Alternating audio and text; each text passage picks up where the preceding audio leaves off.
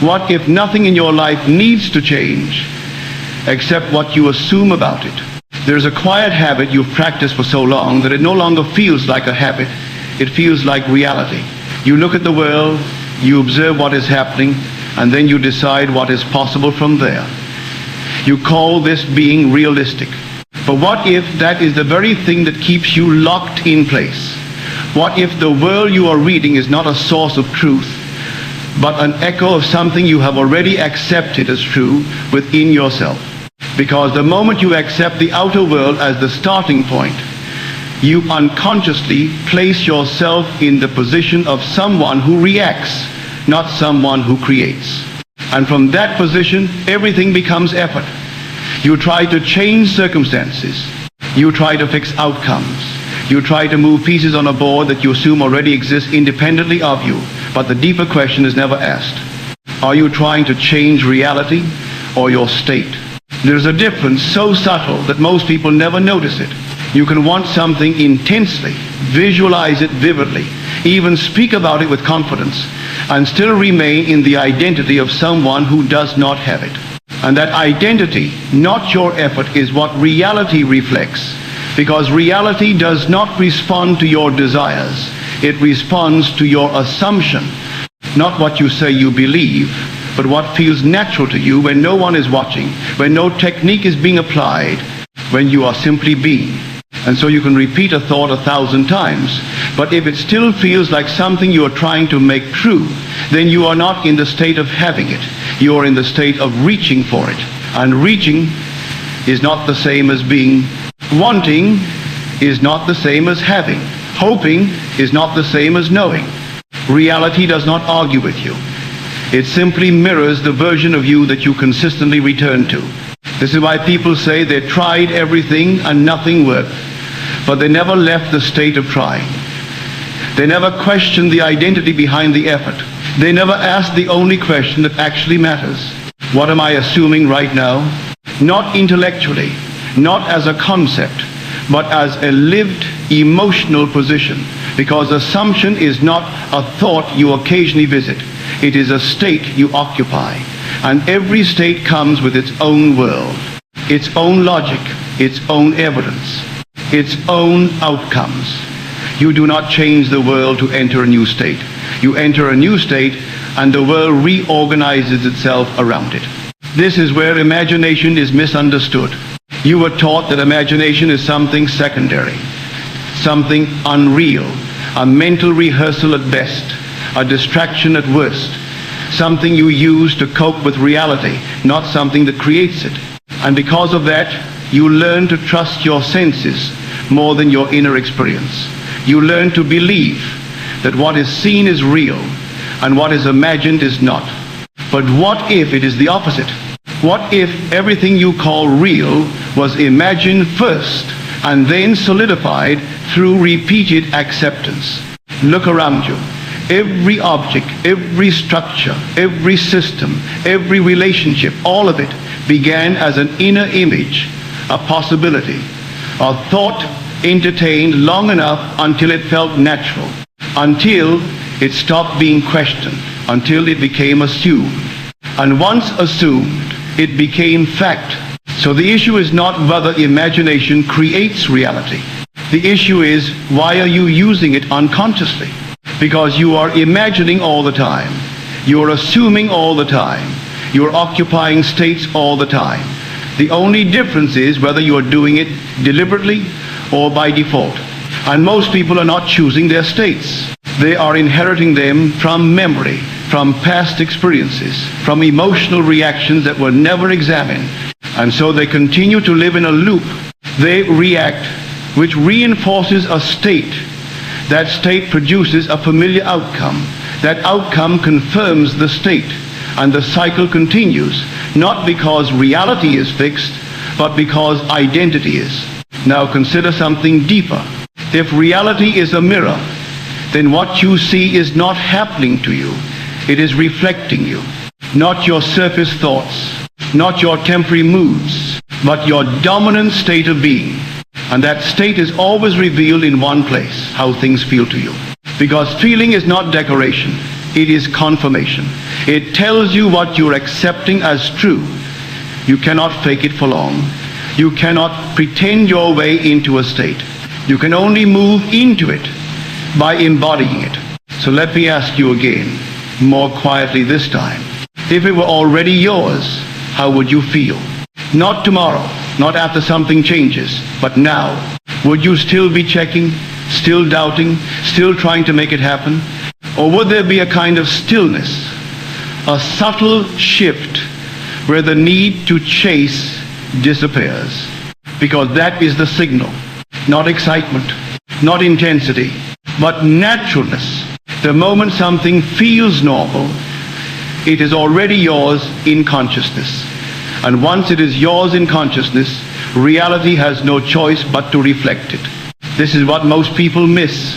They try to use imagination as a tool without becoming the person for whom that imagination is already true. They visualize, but from the outside. They think, but do not feel. They desire, but do not assume. And so nothing changes. Not because it is difficult, but because they never moved. They stayed in the same state, expecting a different reflection. But the mirror does not change unless you do. And this brings us to something most people avoid because it sounds too simple to be true. You do not get what you want. You get what you are. There is a moment in every life when the illusion begins to crack.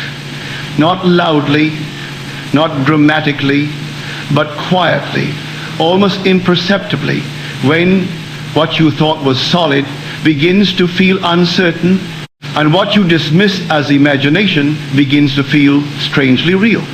And it usually does not happen when everything is going well. It happens when something breaks. Not outside, but inside. Because as long as the outer world continues to cooperate with your assumptions, you never question the mechanism behind it. You simply call it life. You call it coincidence. You call it reality. But the moment something is taken from you, something you believe was fixed, permanent, unquestionable, you are forced into a confrontation you cannot avoid. What is real? Really? This is where the story begins. Not as a story about someone else, but as a mirror of a possibility within you.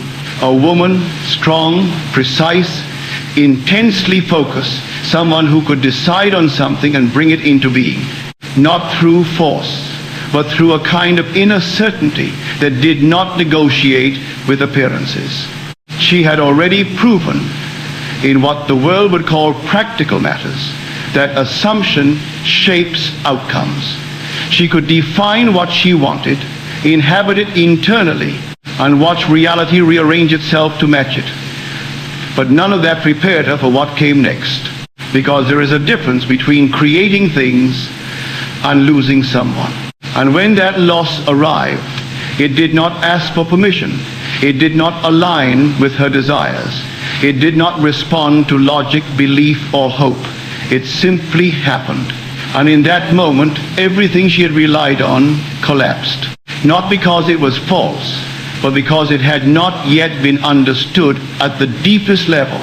Religion could not reach her. Philosophy could not comfort her. Words became empty. Concepts became useless. She was not looking for explanations. She was looking for something far more direct. She needed to know. Not believe, not hope, not be told, but know. And this is where most people stop. They accept the limits of the outer world and call it final.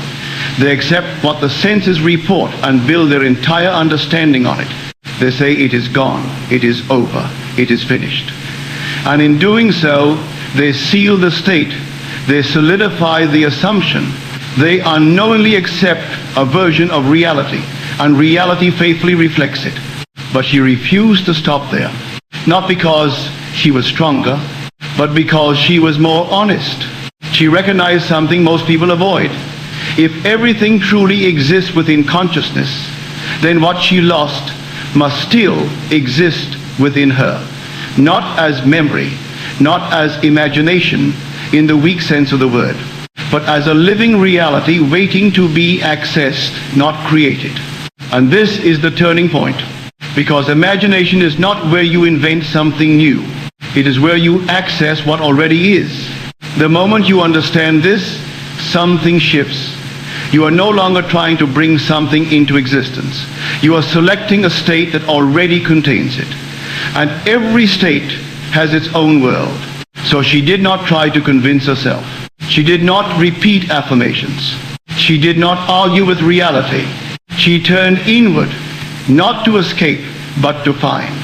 And something began to move within her. Not a thought, not a deliberate effort, but a kind of internal momentum, as if a deeper layer of consciousness was responding, rising, rearranging, preparing to reveal something that had always been there, but had never been entered.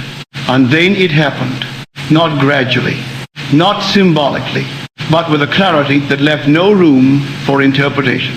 He was there, not as memory, not as imagination in the way she had been taught to understand it, but as presence, seated, real, tangible, more vivid than anything the senses could produce.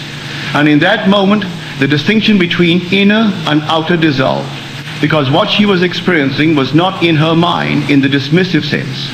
It was in consciousness, which is the only place anything has ever existed. She did not observe him from a distance. She entered the scene. She sat beside him. She felt him, not emotionally, but physically, naturally, undeniably. And in that contact, something even deeper occurred. Communication happened without words, because words belong to separation. And in that state, there was none. There was only knowing. And in that knowing, a message was received not through language, but through direct awareness. Nothing was lost. Nothing had ended. Nothing had been taken. The form had changed. The state had shifted. But the reality remained. And in that instant, something broke not her, but the assumption that had been causing her pain, the belief in absence, the acceptance of loss, the identification with a world where things disappear and never return. That assumption dissolved. And with it, the pain, not gradually, not through healing, but instantly, because pain is not caused by events. It is caused by the meaning you assign to them. And meaning is a state. So when the state changed, the entire experience changed. And this is the part most people overlook. She did not cope with the loss. She did not move on. She did not heal over time. She changed her state, and reality, including her emotional and physical experience, conformed immediately. Now consider this carefully. What if the world you are experiencing right now is not fixed? What if it is the direct reflection of the state you are occupying? What if nothing needs to be repaired except the assumption you are holding? Because if she could move from absolute loss to complete presence, not by changing the world, but by entering a different state, then what does that say about your current situation? Are you waiting or already being? Because waiting is a state, doubt is a state, lack is a state, and each one produces its own evidence, its own confirmations, its own reality. But so does fulfillment, so does certainty, so does having. The difference is not in effort, it is in identity. An identity is chosen not once, but continuously. Every time you return to a familiar feeling, you are choosing a state. Every time you react the same way, you are reinforcing it. Every time you accept something as just the way it is, you are stabilizing it. But the moment you see this clearly, you are no longer bound by it, because you realize something simple and irreversible. Reality is not happening to you. It is happening from you. There is a stage beyond understanding where realization becomes irreversible, not because you are convinced, but because you have seen. And once you have seen, even for a moment, the entire structure of what you call reality begins to loosen. Not disappear, but lose its authority, because authority was never in the world. It was always in your acceptance of it. After that experience, something unexpected happened to her. Not something mystical in the way people imagine, but something far more unsettling. Everything became less solid. She looked at the world the next day, and it was still there, the same streets, the same people, the same movements, but something had changed in the way it appeared to her. It was as if the entire world had been stripped of its assumed independence, as if everything she once believed was out there was now seen as something projected. People were still talking, but they felt like echoes. Forms were still moving, but they lacked weight. Even those closest to her, those she loved, those she trusted, appeared as if they were present, yet not originating from themselves, like shadows that could speak. Not unreal, but not self-existing. And this is the part most people resist, because it challenges the deepest habit of perception. You have been trained to believe that what you see is primary and what you feel internally is secondary. But what she experienced reversed that completely. The inner became the source, the outer became the result. And once that inversion occurs, the world no longer holds the same power over you, because you no longer see it as the cause. You see it as the effect. And when something is seen as an effect, it loses its ability to define you. It can reflect you, but it cannot control you. It can display a state, but it cannot impose one. This is the difference between living as a reaction and living as a source. So let me ask you something, not as a concept, but as an observation you can make right now. When you look at your life, do you see causes or reflections? Do you see things happening to you or states expressing through you? Because the answer to that question determines everything that follows. Most people live in a constant negotiation with appearances. They see something they do not like, and they immediately try to change it. They argue with it, resist it, analyze it, attempt to fix it, but in doing so, they remain within the same structure. They are still treating the outer as primary. They are still reacting, and reaction is the reinforcement of the very state they wish to escape. Because what you react to, you are already identifying with. What you fight, you are giving reality to. And what you try to fix, you are assuming is broken. So even your effort becomes a continuation of the same state. This is why nothing truly changes. Not because change is difficult, but because the approach is inverted. You are trying to modify the reflection without changing what is being reflected. But the mirror cannot change on its own. It has no initiative, no will, no preference. It simply shows you what you are being. And this is where the deeper discipline begins. Not the discipline of action, but the discipline of identity. The willingness to stop reacting, even when everything in you wants to respond. The ability to observe what appears without immediately accepting it as final. The decision to return again and again to the state you choose rather than the state that is presented to you. Because every moment is an invitation, not to fix something, but to choose who you are. And this choice is not made once. It is made continuously, quietly, internally, without announcement, without force, simply by returning to a feeling. Because feeling is the anchor of state, not surface emotion, but the deeper sense of this is true. So if you assume something long enough, it begins to feel natural.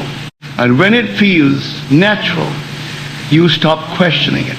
And when you stop questioning it, reality reflects it. Not eventually, not randomly, but inevitably. So the question is no longer, how do I change my life? The question becomes, what feels natural to me right now? And is that the version of reality I want to continue experiencing? Because if it is not, then nothing outside needs to be forced. Only something inside needs to be replaced. And this replacement is not done through struggle. It is done through occupancy. You do not fight a state. You leave it, you enter another. Just as you would leave one room and walk into another. And the moment you fully enter, the previous room no longer surrounds you. But most people stand in the doorway. half in one state, half in another, still checking, still doubting, still waiting for confirmation. But confirmation only comes after embodiment, not before. So again, more honestly this time, are you trying to change what you see or what you are? Because one will keep you in the loop, the other ends it. And when you begin to live from that understanding, something subtle but undeniable happens. The world does not need to convince you anymore. You are no longer asking it for permission. You are no longer measuring your state against appearances. You are simply being and letting the reflection catch up, because it always does. Not because it chooses to, but because it has no choice. There is another layer to this one that most people overlook, because it appears too simple to be powerful. It is not about loss, not about shock, not about those extreme moments that force you inward. It is about the ordinary desires you carry every day: money, security, place, comfort, movement. The things you often treat as practical, external, dependent on conditions. And yet, these are governed by the exact same principle. The difference is not in the subject. It is in your seriousness. Because when something feels emotional enough, you become focused. When it matters deeply, you stop playing with ideas and begin to move inward with intensity. But when it seems practical, you return to reasoning, to probability, to what makes sense. And in doing so, you unknowingly abandon the very power that would make it real. She did not do that. When faced with what the world would call an impossible situation, no available property, financial pressure, fixed obligations, logical limitations, she did not analyze the market. She did not calculate options. She did not accept the visible as final. Instead, she did something that seems almost unreasonable. She refused to discuss what was not possible, not as denial, but as discipline, because to her, discussing what cannot be done is the same as accepting it. And accepting it is the same as assuming it. And assuming it is the same as creating it. So she asked a different question. Not what can we get, but what do we want? And this distinction changes everything. Because the moment you define what you want clearly, without dilution, without compromise, you are no longer reacting. You are selecting. And selection is an act of identity. It implies that you are already the one for whom this is normal. Not someone hoping to receive it, but someone for whom it is already appropriate. This is where most people hesitate. They begin to define what they want and immediately reduce it to what seems reasonable. They adjust it to fit current conditions. They negotiate with limitations that only exist because they have already been accepted. And in doing so, they remain in the same state. But she did not negotiate. She specified exactly. A location that did not exist. A situation that was not available. A financial shift that made no sense. And then she stopped discussing the impossibility of it. Because impossibility is not a fact. It is a perspective. And perspective is a state. So instead of trying to figure out how it would happen, she moved into the version of herself for whom it had already happened, not by force, not by repetition, but by internal placement. She placed herself in consciousness in the end. And this is the principle that is so often misunderstood. You are not meant to figure out the path. You are meant to occupy the destination. Because the path is not something you create consciously.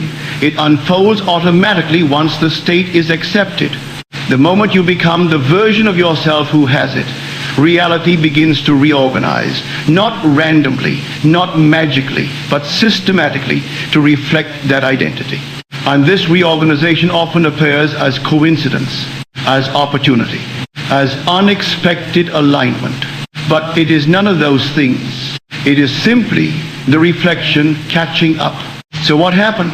Everything she defined appeared, not all at once, not in a dramatic explosion, but in a sequence that made it seem natural in retrospect. A place that was not available became available.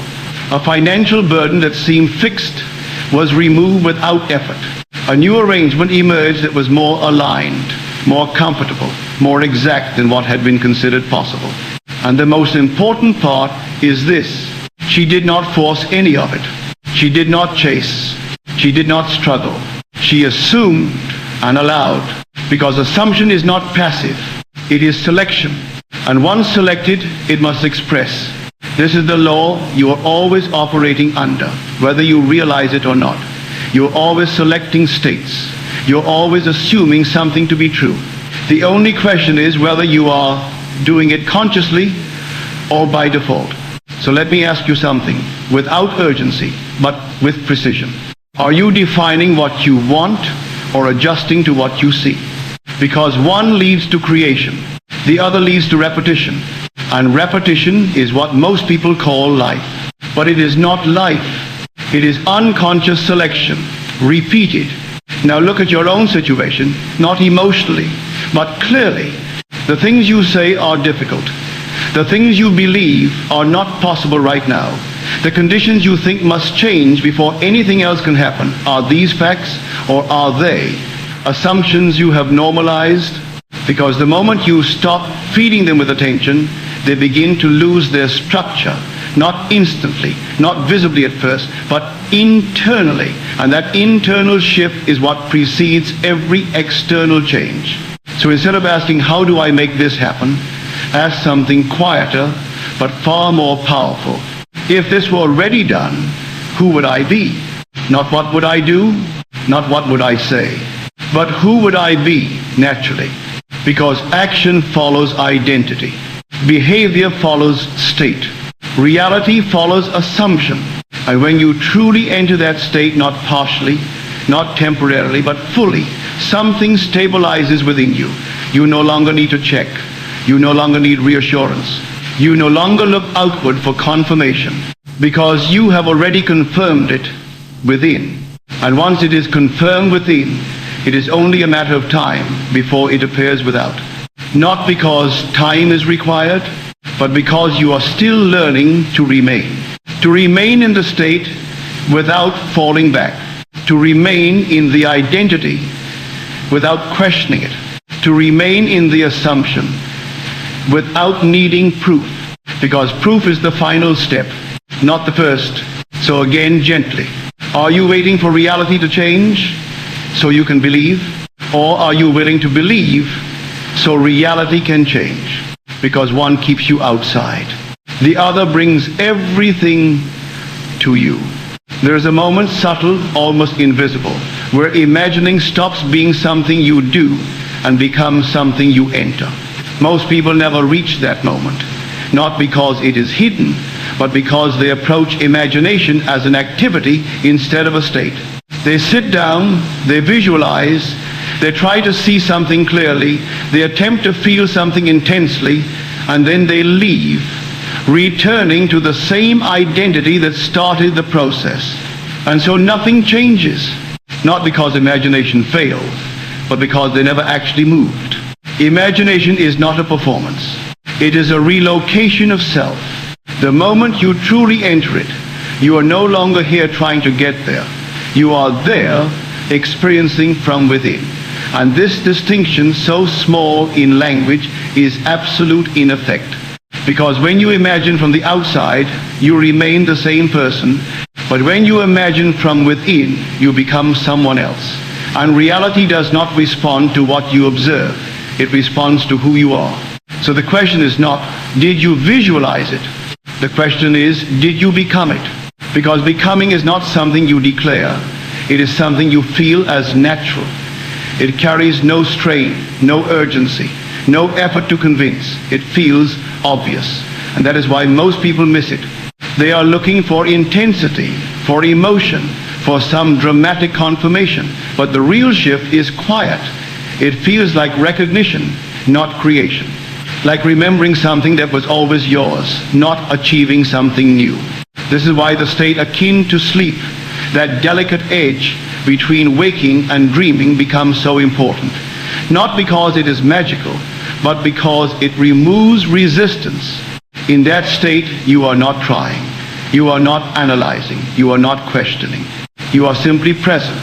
And in that presence, whatever you accept goes deeper. It bypasses the surface mind and settles into the level where assumptions live. And assumptions do not need repetition. They need acceptance. The moment something is accepted as true, it begins to organize reality around itself.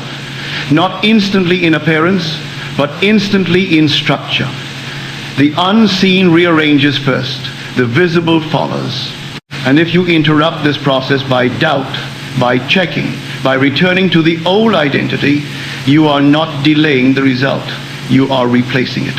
Because you cannot occupy two states at once. You can only move between them. And every time you return to the old one, you are not losing progress. You are selecting again. So let me ask you something.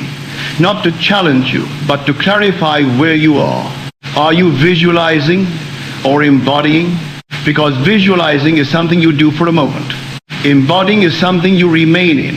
And remaining is the only thing that matters. Now consider how most people approach this. They imagine something once, maybe twice. They feel a brief sense of excitement. And then they go back into their day, reacting, worrying, doubting, measuring everything against appearances. And then they wonder why nothing changes. But they have already answered the question, they did not remain. They visited a state, but did not live there. And reality does not respond to visits. It responds to residence. So the practice is not to imagine more. It is to return less to who you were. To notice when you slip back into the familiar feeling of lack, of waiting, of not having, and instead of fighting it, simply step out of it. Not by force, not by argument, but by remembering the state you chose. By re-entering it quietly, naturally, as if it were the most normal thing in the world. Because eventually, it will be. That is the goal. Not to maintain effort, but to reach a point where no effort is needed. Where the new state feels more natural than the old one. Where you no longer think I am becoming this, but simply this is who I am. And from that point, something irreversible happens. You stop imagining for the sake of getting. And you begin imagining because it is true. And when imagination becomes truth to you, reality has already begun to conform. Not because you forced it, but because you aligned with it. So again, more honestly now, if it were already yours, would you still be trying this hard? Or would you be resting in the fact that it is done? Because that rest, that quiet certainty, is not the result. It is the cause. And the moment you understand that, you stop chasing outcomes. And you begin selecting states. You stop asking, when will it happen? And you begin asking something far more precise. What am I being right now? Because that answer is already shaping everything. There comes a point where understanding is no longer enough. Where you can no longer pretend that you don't know. Because once you see the pattern clearly, once you recognize that every experience follows a fate and every state follows an assumption, you are left with something that feels both liberating and uncomfortable. You are responsible. Not in the way the world uses that word, tied to blame or fault, but in a deeper sense, you are the source. And when you realize that, something shifts. Because you can no longer hide behind circumstances. You can no longer say this is just how things are. You begin to see that what you have been calling reality has been reflecting something you accepted long before it appeared. And this is where most people hesitate. Not because they don't understand, but because they see what it implies. If your current life is a reflection, then your past assumptions are still active. Not as memories, but as living states. And those states do not disappear on their own. They continue until you leave them. So the question becomes, are you willing to leave who you have been? Not gradually, not partially, but completely. Because every state is a complete identity. It comes with its own thoughts, its own reactions, its own expectations. And you cannot carry one into another. You cannot be someone who doubts and someone who knows at the same time. You cannot be waiting and having simultaneously. One must be released for the other to be occupied. This is the real meaning of transformation. It is not adding something new. It is abandoning something old. An abandonment in this context is not dramatic. It is quiet. It is the decision to no longer return, to no longer rehearse the same thoughts, to no longer feel the same familiar emotions that reinforce the previous state. Not because you are forcing yourself to change, but because you have seen that staying there produces the same world again and again. So you stop feeding it, and what is not fed fades. Now consider how identity actually operates. It is not built from single thoughts. It is built from repetition of feeling. The more you feel something is true, the more it becomes your default. And once it becomes your default, you no longer notice it. It becomes invisible, and therefore unquestioned. That is why change feels difficult. Not because the new state is hard to enter, but because the old state feels natural. And anything that feels natural feels like truth. So when you begin to shift, there is a period, brief but important, where the new state feels unfamiliar.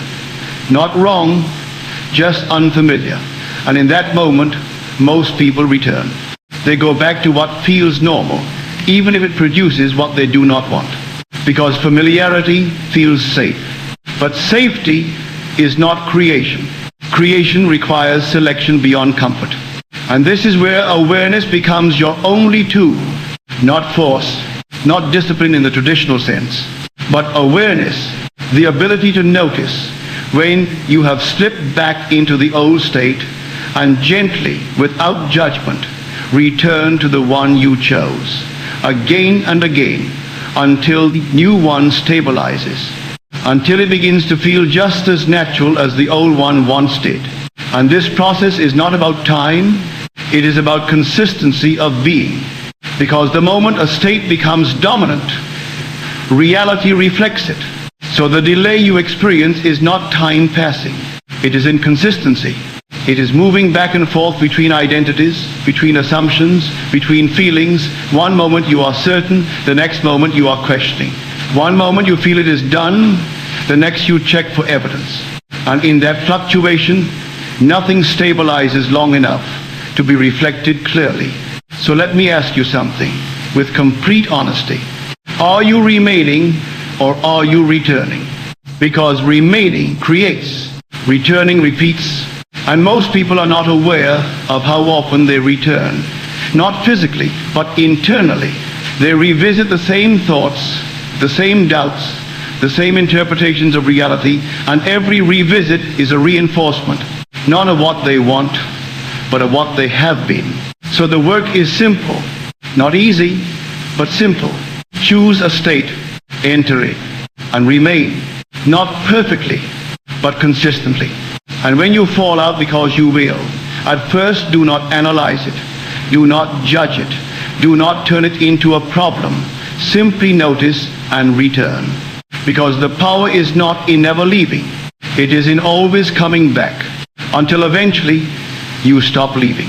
And at that point, something becomes inevitable, not because you forced it, but because you became it. And reality has no choice but to follow. So again, quietly, are you trying to become, or have you already decided who you are? Because the moment you decide not intellectually, but as a state, you occupy, everything begins to rearrange. Not instantly in form, but instantly in direction. And direction is what determines outcome. You do not need to control the path. You only need to choose where you are standing. Because from that position, everything else unfolds. There is something even deeper than changing a state. Something most people do not consider. Because they are still focused on outcomes.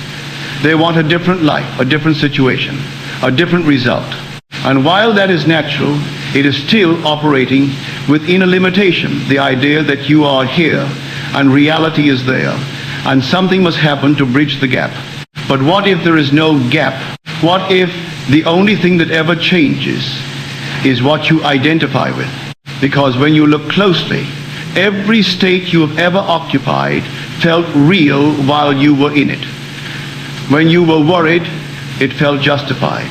When you were confident, it felt obvious. When you were doubtful, it felt accurate.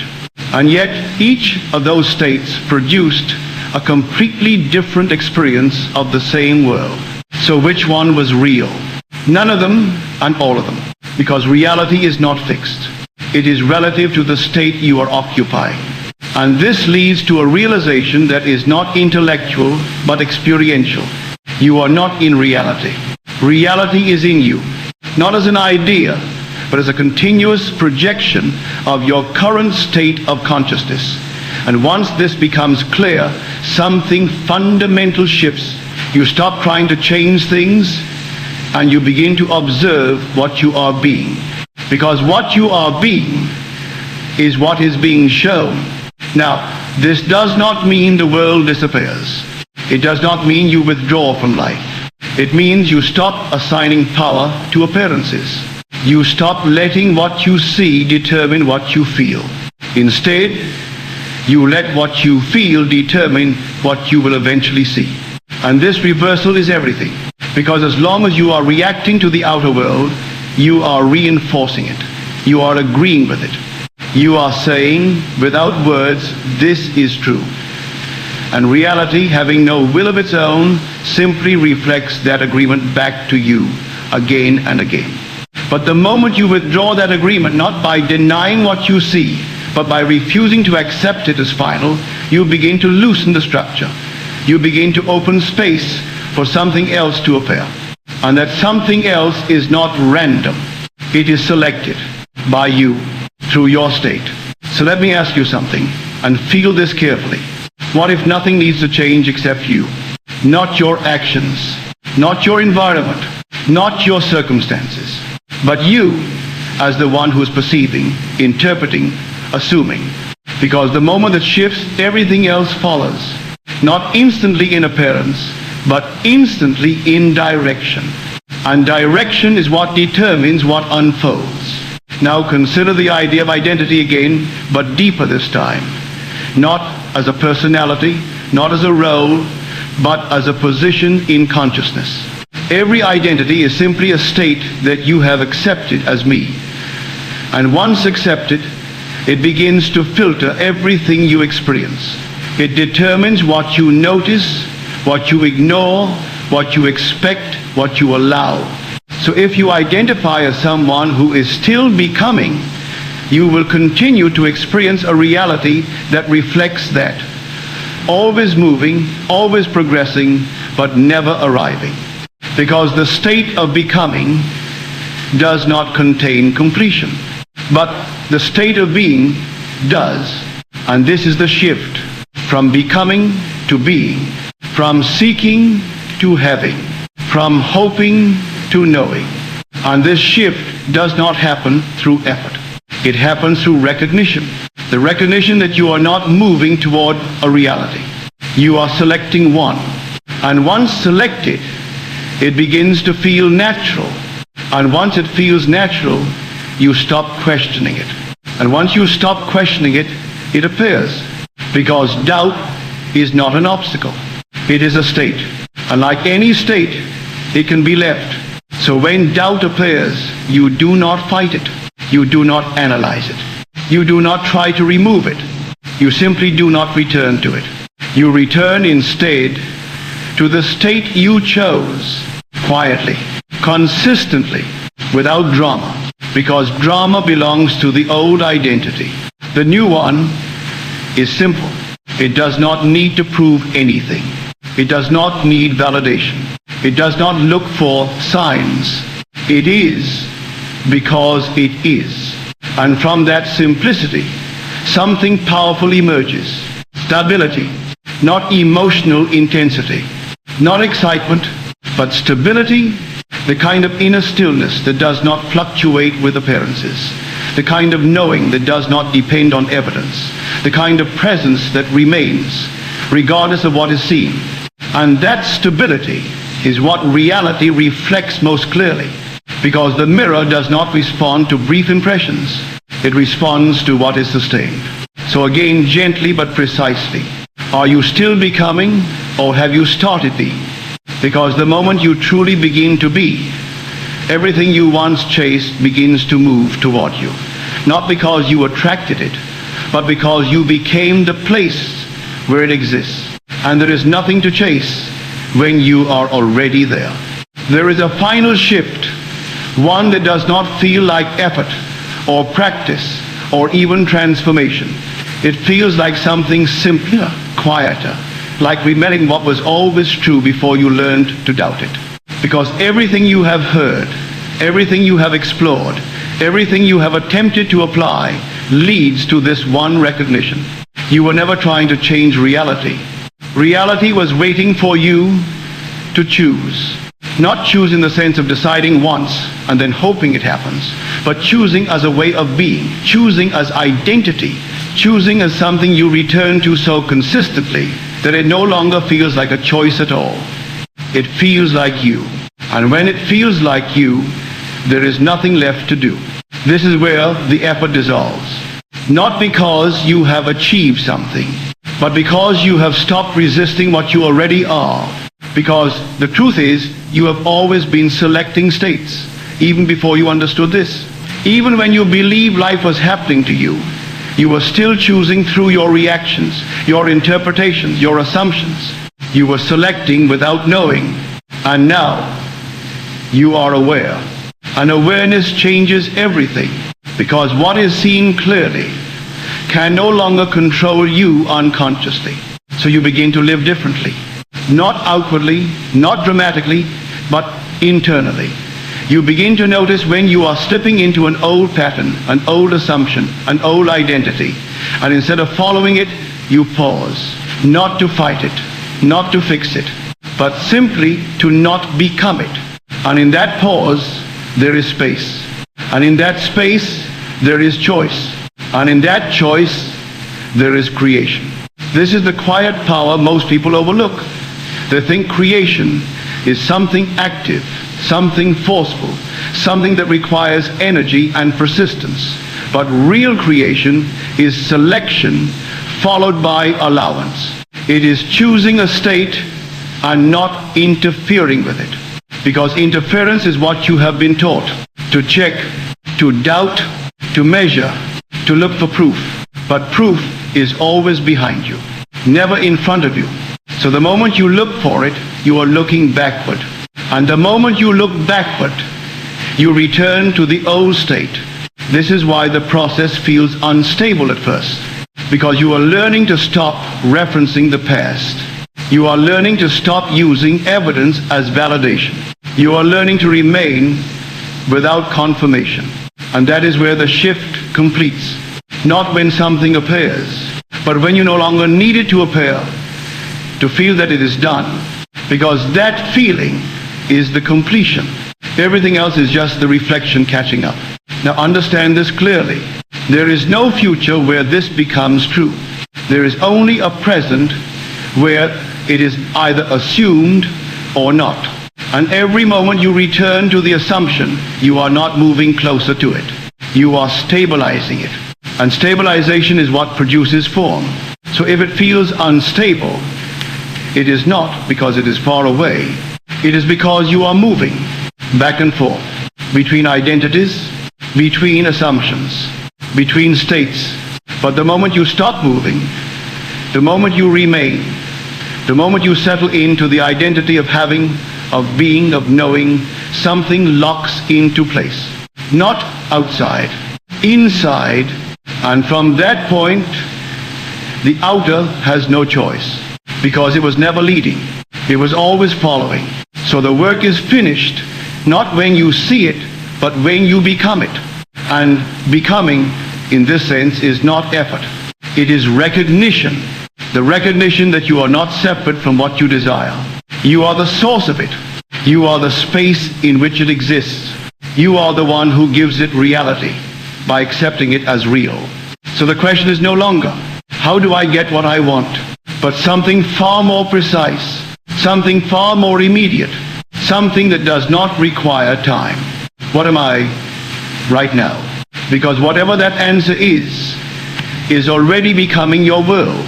And if you listen closely, beneath all the noise, beneath all the effort, beneath all the seeking, there is a quiet knowing that has always been there. Not loud, not forceful, but certain, and has been asking you the same question over and over in different forms. Are you waiting, or are you already there? Because you were never waiting for reality to change. Reality was waiting for you.